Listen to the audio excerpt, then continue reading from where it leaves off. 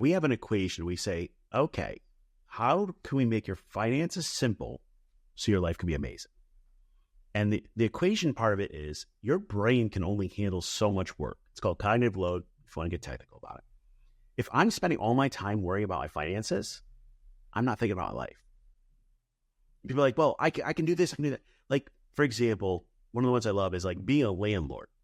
Being a landlord or owning property does not make your finances more simple. There's just more math and taxes and all that.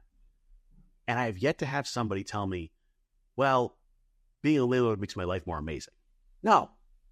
Landlord is an option on your finance side, but it doesn't make your life more amazing, doesn't make your finance more simple. We shouldn't do it. We need to be having this balancing act.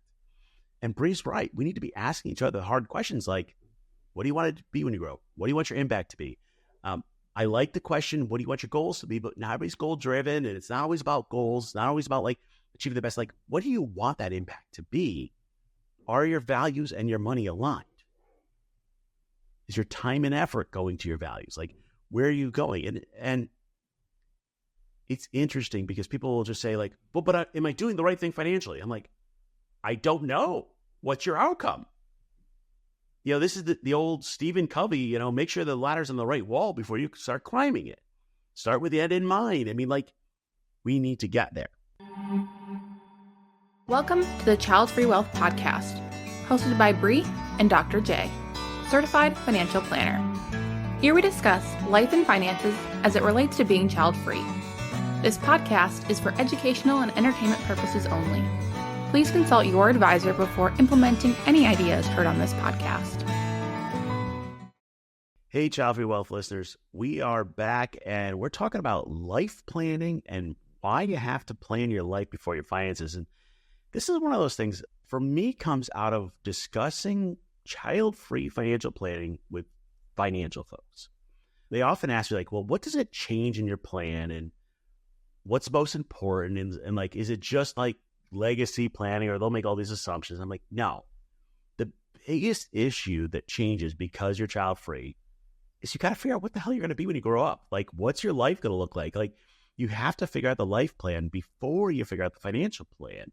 But most of our people that work with us, the clients, they come in, they're looking for financial answers, but they actually need life answers. And it's kind of a balancing act. I mean, Bri, have you seen this with clients? What's your kind of high-level take on it? Absolutely. Often we'll meet with somebody for the first time and they will come and say, hey, I have this amount of money. What should I do with it? And they want to know where to invest it or what to put it in to grow. Well, I can't give you a quick answer that's a responsible answer without actually getting to know you and your goals first. There's a lot of work before we just go ahead and say, put your money here. So in the meantime, keep your money in a high yield savings account. Great. But where it goes from there depends on what you want to do with it. Yeah, and if you look at the new book coming out, Childfree Guide to Life and Money, we actually spent the first half of the book talking about life, which is completely backwards from how people do financial planning. It's like, this is the question, like, when can I retire? I'm like, well, do you want to retire? I'm like, no. Well, then why are you asking me when I can retire? Like, it's these things we get stuck in. And I was having this conversation with another financial planner, and they were like, well, I mean, we need to understand what their finances are, which will tell us when they can retire. I'm like, no, like, that's kind of the tail wagging the dog. Like, what is their point? Do they really want to retire? Do they want to cut back on work? Do they want to live a different life? Are they going to travel the whole world? Are they going to travel the U.S.? Like, what are you going to do with your life and money? And that's where it becomes kind of interesting. So we're going to walk you through a few different ways to look at your life and plan it. I will tell you that if you're trying to figure out what you want to be when you grow up, what you want your life to look like. By the way, what do you want to be when you grow up has nothing to do with age. Like, you can be 60 and trying to figure it out, or 20 and trying to figure it out. Often, it's going to be something where getting somebody else to either work with you as even just an accountability partner, ask good question, is going to matter. And your answer will change across your life. It's just like, what do you want it to look like today is the big question. So let's start at the beginning. One of the first things with life, kind of just food for thought, is how does it change if you are a single, couple, group, or like, what's your family structure. And it's interesting for the soloists. These are the single, no kids folks. The bonus is they can do whatever they want. The downside is they can do whatever they want. It's kind of like there's almost could be too many choices, and you may or may not have somebody to help hold you accountable. When we work with people that are soloists, there's this question about like, well, what do I want to do? And with couples, we'll kind of take turns with the garden and the rose, and we'll, partner up with somebody. But you need to decide, are you doing this alone, or are you doing it with a group, friends, couple, whatever it may be? But that will change your outlook on life. Bri, you've worked with some other soloists. What do you see jumps out to you? Yeah, absolutely. With soloists, because you don't have another person there to also make decisions together, it can either be really exciting to make those decisions alone, or it can be a little bit overwhelming and paralyzing too, because there is just so much that you don't know what step to take. And we will talk through these decisions with clients, but that doesn't necessarily mean that it's the same. We'll help them plan for whatever life they want, but we're not living their life. And so sometimes it's easier, like you and I have a partner, we can just, if we don't want to make a decision, we can pass it off to them and just skip the decision making. Soloists don't have that same opportunity, and that can be difficult because you are making all the decisions for your life every day on your own.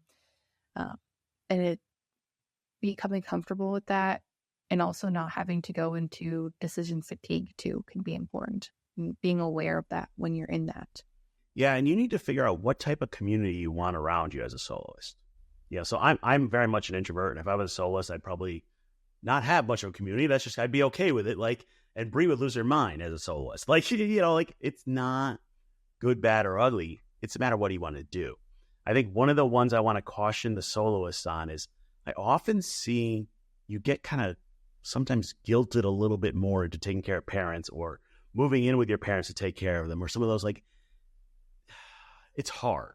Well, you don't have kids and you're living alone. Well, you should live with mom, or mom should live with you, and you should take care. I'm like, that's a choice, but that's not necessarily, shouldn't be a default. I think the other part of it is, and I'm not weighing in on this at all, is some soloists, they're, have a goal to be solo forever, and some want to partner up or do the Golden Girls, have a group of friends or whatever maybe. You need to pick that before you start picking your financial plan. And I can't help you on the dating world if you should or shouldn't partner up. That's a whole separate topic, not us. But it will impact the decisions you make. So then when we get to couples, when it comes to couples and life planning, there is a discussion around getting married or not, and how does that impact your life and finances. I've had clients ask me, financially, should I get married? And I'm like, well, do you need health insurance? And they're like, what do you mean? Seriously, do you need health insurance and your partner has good health insurance? Well, no. Well, then financially, it's a wash. Sometimes you'll do a little better on taxes. Sometimes you'll do a little worse. It's a question of, as a couple, are we planning together or are we doing things separately? Whether you're married or not is not what makes that decision. It's your financial planning. With couples, we can have kind of three different versions. One is we're doing everything together. One is we're doing everything separate. That's kind of almost like a roommate setup. And then we get a hybrid where we're doing some things together, some things separate, yours, mine, and ours. My wife and I, we do everything together. We actually embrace the garden of rose. We're taking turns between who provides support and who's growing. Bri, what do you guys do? We do everything together too. Is that the right way to do it? It's an easy way to do it for us. It's not the right way to do it for everybody. Yeah, and I call this out because the yours, mine, and ours is actually probably the hardest from a communication standpoint. Because it's I've got my goals, we've got joint goals, we've got the kind of in the hard levels, and these are all subjective, so it depends on the person. The next one is kind of we're doing it all together. We need to do some negotiation. And then we get to kind of we're doing it all alone. Well, then we're kind of soloists living in the same place.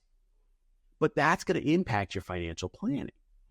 And when we talk to couples, we are fans of prenups and having good discussions around your finances and how that fits into it. But people get stuck on like, should we combine checking accounts?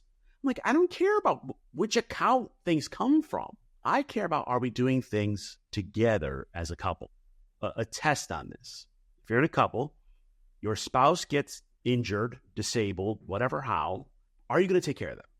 And if the answer is yes, then we're either doing combined or some type of yours, mine, and ours.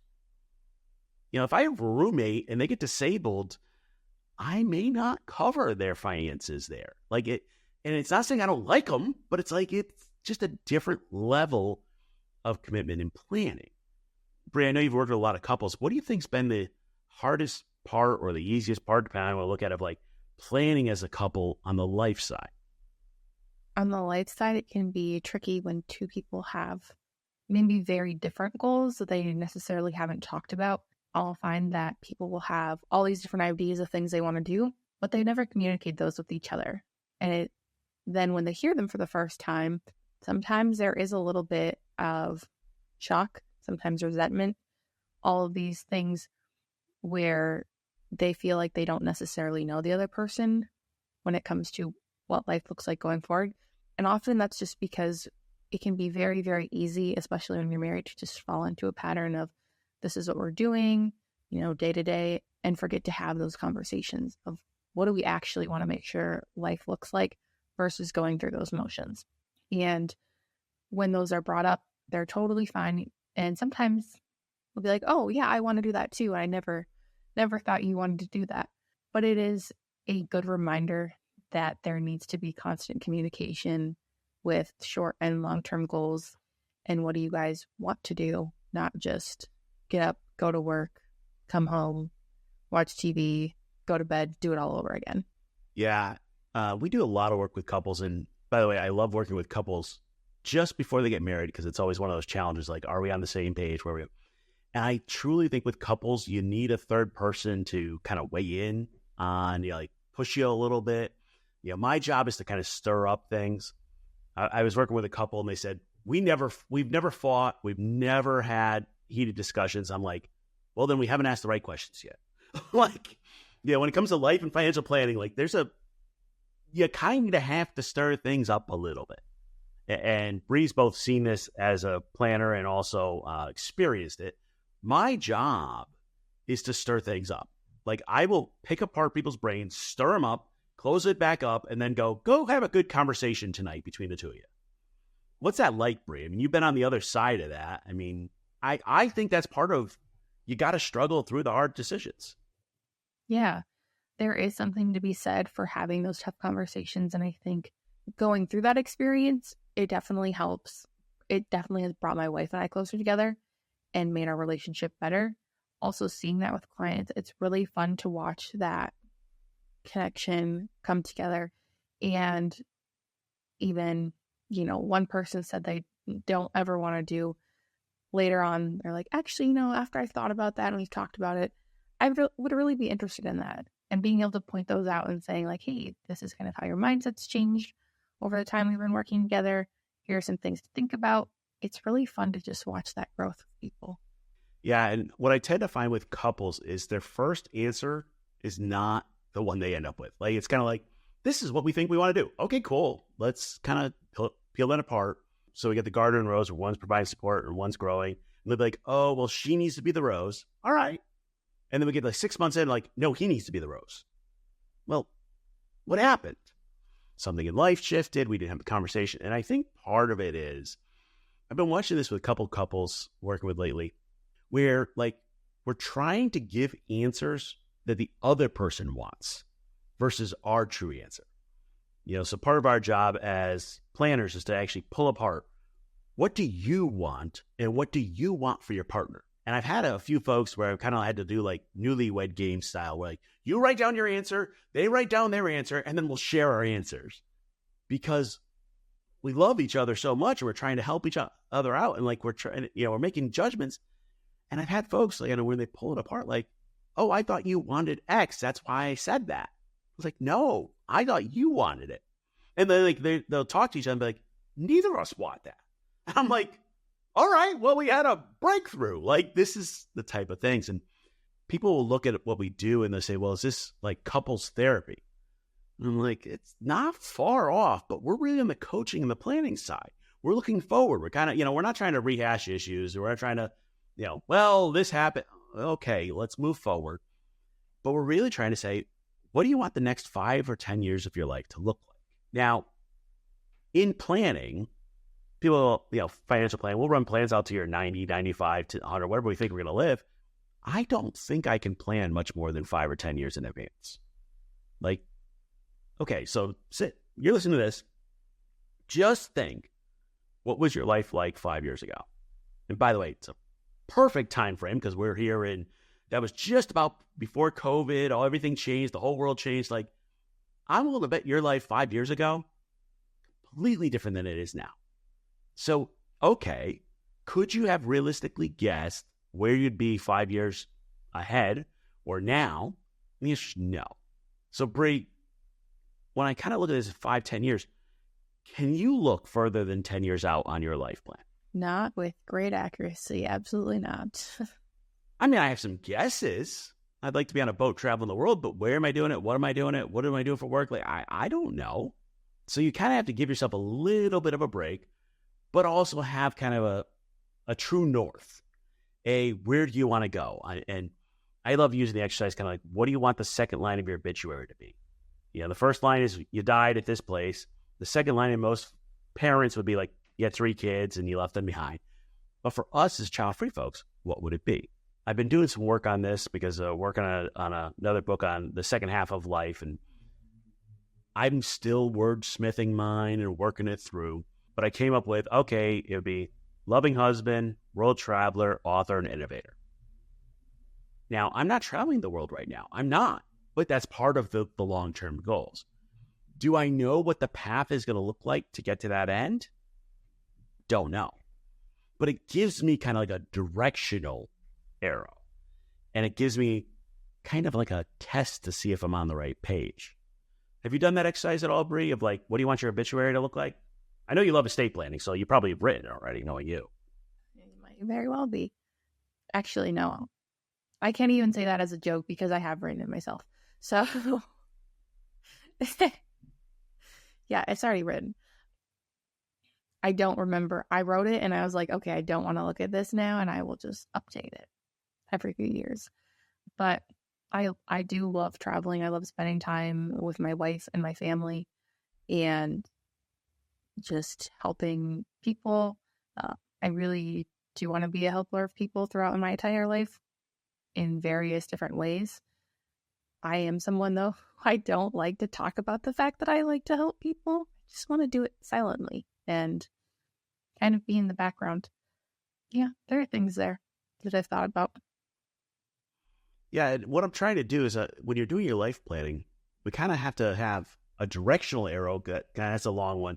Bri wrote her whole obituary, so maybe she's got the whole arrow written out and exact plans for it. But like for me, it's a directional arrow. And then what are the steps I need to do to match this now? And what you're really going to come into an exercise of is, when we get to the financial side, is my money going to what I value or what matters to me? Are the decisions I'm making supporting this? And that's where it becomes a challenge. So our no baby step 4 is save and invest towards your goals. When I ask most people, what are your goals? They're like, I don't know. I'm looking to go up the ladder at my job, or like, I'd like to buy a house or something. Like, there's just kind of like, and then I'm like, is that really what you care about? And they're like, well, I mean, I don't know. Like, if we get stuck on this path, what we're doing with life planning is trying to pull apart what matters to you. So let's look at this career one for a second. If you haven't downloaded it yet, listen to the episode on I'll Make You Quit Your Job, because I'm a big fan of going in a different direction. For most people, your career path was picked by the 18-year-old version of you. And the 18-year-old version of you was pretty dumb. Okay, let's just call that out. That person picked where you went to school, what you studied, what you went to, and that person put you on a career path. Now, the question is, does that career path match your goals as an individual, as a couple, as what you want your obituary to look like, or not? And people get stuck with like, well, but I'm making a lot of money. I'm like, awesome. Is that getting you to your goals? I was having a conversation with somebody recently, and they kind of hating their job. I said, okay, we'll work on a plan for either file or fire, cutting back on work. Great. We go through all the numbers. I'm like, okay, you could quit your job next year. And then they went, well, my job's not so bad. And I was like, what do you mean? And by the way, this has happened more than one time. This is a pretty regular occurrence. Like the old school, they call it FU money. You have enough money where you can tell your job what to do with their job. Like, you don't have to do it. And what happens is once you realize you don't have to do it, you don't have to go up the ladder. You don't have to move up. You don't have to like work more than your 9 to 5. I'm not saying you're not going to do your job, but like you're going to do just what you have to do for your job. And all of a sudden, the job's not so bad. Well, I'm like, okay, cool. So if you're going to keep working now, what do you want to do with your money? And for some, it's more travel, it's giving, it's whatever it is. Okay, great. Then you are working in that job in order to do something that matches your values. You're doing it to give, you're doing it to live, you're doing it to do whatever it is. It's a different purpose than I'm just grinding out and I'm hoping, this hustle and grind culture drives me crazy. Like, I'm just beating myself up to earn more money so that I can retire earlier, but I don't want to retire and I don't want to do, like, you can get stuck in these cycles. But really what I'm asking is your career, is what you're spending a third of your time, that's about what it works out to, doing, going towards what matters to you? I'm fortunate. My stuff around authorship and innovation and helping others and like that all works. And by the way, my job is flexible enough that I can support my wife and help her with what's going on in her life. And that's part of what we've got as a plan. Not everybody's in that situation. Bri, how do you look at that? Kind of like, how do you get your career to match your life and financial goals? It is hard because there are going to be times where either if you're in a couple, one of you takes a job and says, this isn't my ideal job, but it really gives me my ideal life. And then there are other times, and if you can find it, it's really great. Like my wife and I are in now, is we both love what we do, and it also gives us the life that we want, but it takes a while to get there, and it can take years to figure that out. I mean, you have to keep working on it, and I think one of the biggest things is, especially if you have family or if you grew up with the idea that you take one job and you stick with it forever and you never ever change or go anywhere, and then internalize that, it can be difficult to make those moves for a better life. It might take you, I think it's probably taken me at this point like a good 5 years to get into a place where I like what I'm doing. It gives me the flexibility that I want, and we can live the life that we want. And that is ever evolving and ever changing. And having conversations with your partner, if you're in any sort of a couple, then using that, if you're single, having conversation with your boss, even if you're in a couple too, like saying, hey, these are the things I'm kind of looking for. Being willing to just speak up and ask for what you want in a polite way, of course. But there are ways to make things better. I just don't believe that many of the people feel like it's even okay to ask those questions, because a lot of the ideals of you don't do that are very, very internalized. And that's what we tend to see.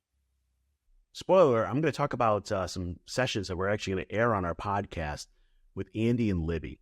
Andy and Libby came to us, and Andy came out of the FIRE world. So financial advisors retire early, had a FIRE number in mind. I got to hit this number. I'm going to do it by this age. What I love about the FIRE community is they have goals. The hard part of the FIRE community is like, then what? Like, what do you do after you retire? And they had decided they were going to move. They're building a condo in the DR. They're doing their thing. They're going to travel. Awesome. So we did their first meeting, and I'm like, all right, you've already got enough money to do your goals. Their head exploded. And I'm like, so let's quit your job and make it happen next year. And they're like, but I got to understand, like, great questions around the finance. I'm like, what life do you want to live? Like, well, I want to do this travel. I want to, okay, that can happen. And by the way, this happens all the time with clients. We're like, you tell me this is what you want. And we're like, do the numbers. We're like, and you already hit it. And they're like, that was not what I meant. Like, it starts messing with them. Andy and Libby were having this conversation, and we're working on kind of a retirement early plan. They're going to do some side businesses, kind of like a combo between file and fire now. They're going to cut back on work. They're going to do a lot of travel. Awesome. And as we're shifting, I get an email. Hey, by the way, I got a job offer in some other country. And I was like, well, that wasn't part of your retirement plan. They're like, I know, but it gets us to travel. Okay. So it ended up actually, they're working on a job offer in Germany, and that gets them in the EU, and they can do a whole bunch of travel. I said, okay, why are you doing that job? Well, it gets us to the EU. We can travel. Great. Do you care how much you make? No. Well, then why don't you ask them if you can do like a 75% job, like 30 hours out of the week instead of 40? Or like you take a month off every quarter. And they're like, oh yeah, we could do that. Because if your primary goal is travel, and the job isn't what matters, and the salary isn't what matters, the actual salary additional doesn't change the goals, but I can get to my values and get to traveling, which is their priority, earlier. And there's also kind of like visas and all that fun stuff, and jobs help some of that. But they can say, okay, I can have my job help me get to what I value earlier, even though financially it may or may not be the best decision. And that's where people start, like, their brains start breaking. It's kind of like, but I've always worked 40 hours. I'm like, cool, you don't have to. You might be able to, they technically in some places called phase retirement, where you work 80% or you work 4 days instead of 5 or whatever it is. And you're still doing that, but you're matching your values. Or you take a seasons of life approach where, like, I'm going to work hard, make a whole lot of money in this period so that I can do other things in others. I'm more in the seasons of life right now. I'm working hard on the business, doing a whole bunch of things in the growth, so that in the future, all of this will change your financial plan. The hard part is figuring out what the heck you want to do. What do you want to be when you grow up? And I don't have the answer. Now, I'm going to skip to the end of your life for a reason. And the other one I want to make sure you figure out from a life plan is, what do you want your impact to be? What do you want the Bri-shaped hole to look like when you're gone? What do you want to be known for? What do you want to have made a difference for? What do you want that to be? And I'm hoping, this is kind of like my wish that I don't know will ever happen, but like, we introduce ourselves and, hi, I'm Jay. I'm a Childfree wealth specialist. That's not what I want. I want to say, hey, hi, I'm Jay. The impact I want to make on the world is I want to have created a way for life and financial planning for child-free folks, develop that, and it's helping millions. Well, that's a great conversation. And if you know your impact, that meshes your values, that meshes your goals, you can have this path. Now, by the way, when we get to finances, we'll talk about like dying with zero, or winding down your wealth, and how does that impact your finances. My question to everybody here is, we're not going to have a genetic legacy, but what does that legacy or impact look like at the end? Now, if you had asked me 5 years ago, I would have said something else. If you asked me 5 years from now, it might change too. But what impact do I want to make? And then we make our financial plan fit it. I think what happens, though, is people limit themselves by their finances. They're like, well, I can't do that because. Then they fill in the blank with a whole bunch of excuses. We have a meeting we call the what if meeting, which is like, bring in like all your worries. And we'll go through each and every one of them. And like, most of the time, it has zero impact on your financial plan. In the big picture, it doesn't change things. But people limit themselves by the numbers. They don't figure out what they want to do for life. And it's hard. When we meet with clients, so we do a child-free wealth checkup, we're asking questions around your life, your finances, and kind of what we call housekeeping. So when we do meetings with clients, we try to talk about one life issue, kind of what do you want to do, where do you want to go, what's your mindset around money, things like that, your behaviors. One financial issue, okay, let's redo your investments, Roth conversion, tax, whatever. And then some housekeeping, like, oh, hey, make sure you update this or whatever it is. And we do that intentionally because the life stuff can be overwhelming if we just do 100% there. And people feel like, well, we're not doing the financial stuff, but we're trying to do the balance between the two. And it becomes a challenge to make people understand that you can do all of the right things financially and have the wrong thing for your life. We have on our checkups, we have people rate their financial simplicity, and then we also have them rate their life on a scale of 1 to 10. And there are countless times where I've seen low life scores and people have plenty of money to retire tomorrow if they wanted. And I'll ask them, what do you want for your life? And they'll have no idea how to answer that. And I remember asking a person one time, has anybody ever asked you that? And this person was like in their 50s and 60s. And they said, no, I don't know at all. And they were doing all the quote unquote right things when it came to money, saving and putting things away. But they never had anybody present the idea of thinking more about their life on the way by. Yeah, we have an equation. We say, okay, how can we make your finances simple so your life can be amazing? And the equation part of it is your brain can only handle so much work. It's called cognitive load, if you want to get technical about it. If I'm spending all my time worrying about my finances, I'm not thinking about my life. People are like, well, I can do this, I can do that. Like, for example, one of the ones I love is like being a landlord. Being a landlord or owning property does not make your finances more simple. There's just more math and taxes and all that. And I have yet to have somebody tell me, well, being a landlord makes my life more amazing. No. Landlord is an option on your finance side, but it doesn't make your life more amazing, doesn't make your finance more simple. We shouldn't do it. We need to be having this balancing act. And Bri's right. We need to be asking each other the hard questions like, what do you want it to be when you grow? What do you want your impact to be? I like the question, what do you want your goals to be? But not everybody's goal driven, and it's not always about goals. It's not always about like achieving the best. Like, what do you want that impact to be?